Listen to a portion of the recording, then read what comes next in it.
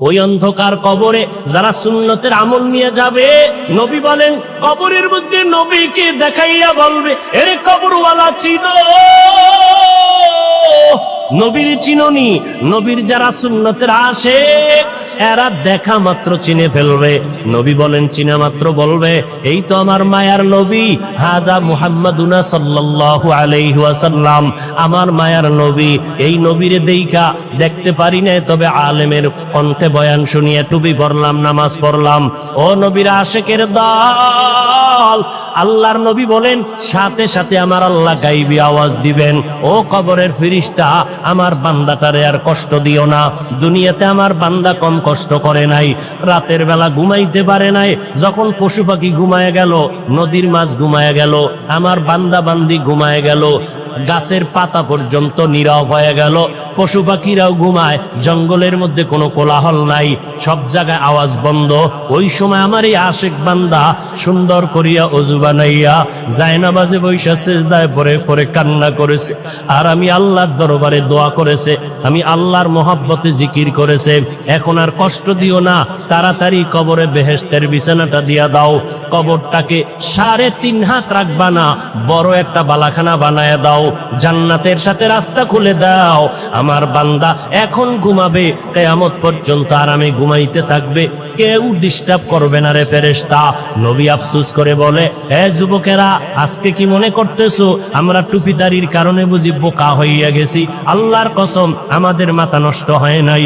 টুপিটা মাথায় দিলে মাথা গরম হয়, এটা তোমার থেকে আমি কম বুঝি না, এরপরও টুপি কেন ফালাই না? দাড়িটা লম্বা করার কারণে যৌবনের ভাব চলে যায়, তোমার থেকে কম বুঝি না, এরপরও দাড়িটা কেন ফালাই না? লম্বা জামা গায়ে দেওয়ার কারণে শরীরটা গরম লাগে, এরপরও কেন জামা ফালাই না? তোমার থেকে বুঝি কম বুঝি না রে বাবা।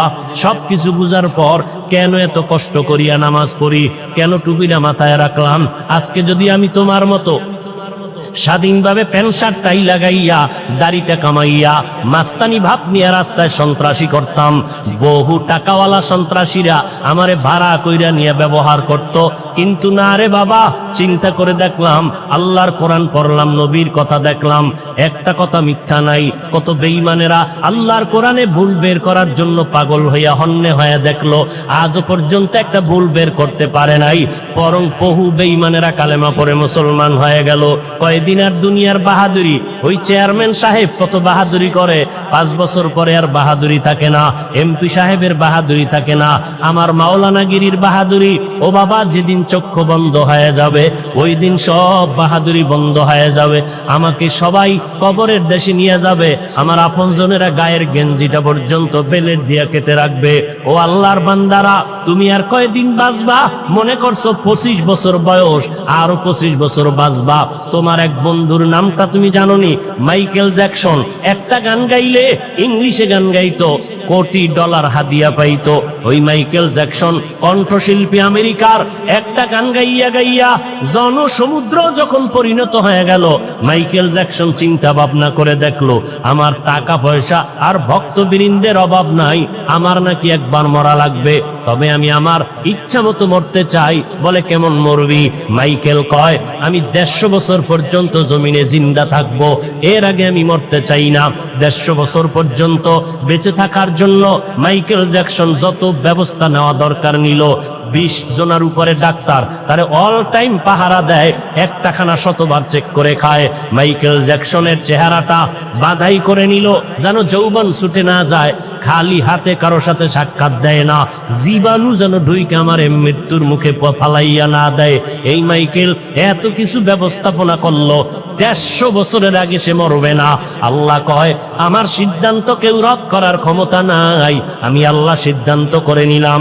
এই মাইকেল 150 বছরের বাঁচার তাগিদ দিয়া এবার প্রস্তুতি নিয়ে চলতেছে, সিকিউরিটি গার্ড নিয়ে চলতেছে, শরীরের মধ্যে কোনো বাতাস, কোনো ধুলাবালু লাগায় না, কমপ্লিট সুট নিয়ে বাংলা দুনিয়ার জমিনে চললো। আল্লাহর কুদরত, একদিন হঠাৎ করে মাইকেলের মাথা একটু ব্যথা ব্যথা ভাব, 20 জনের উপরে ডাক্তার অল টাইম তারে চিকিৎসা দেয়, কোনো রোগ যেন ভেতরে ঢুকতে না পারে।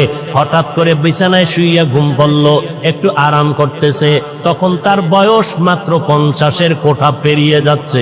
এমন সময় ডাক্তারেরা চতুর্পার্শ্বে পাহারা দেয়, মাইকেল 50-এর কোঠার পরে পেরিয়ে বিছানায় যখন ঘুমাইয়া গেল, হঠাৎ করে ডাক্তারেরা দীর্ঘ টাইমের পরে মাইকেলকে যখন সজাগ করতে চায়, শরীরটার মধ্যে টাচ করে দেখে মাইকেলের পুরো শরীর বরফের মতো ঠান্ডা, কাঠের মতো শক্ত হয়ে গেল।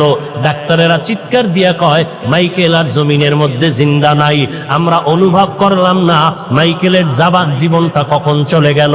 এ যুবকেরা, মাইকেলের থেকে তুই তো আর বেশি ব্যবস্থা গ্রহণ করতে পারো নাই।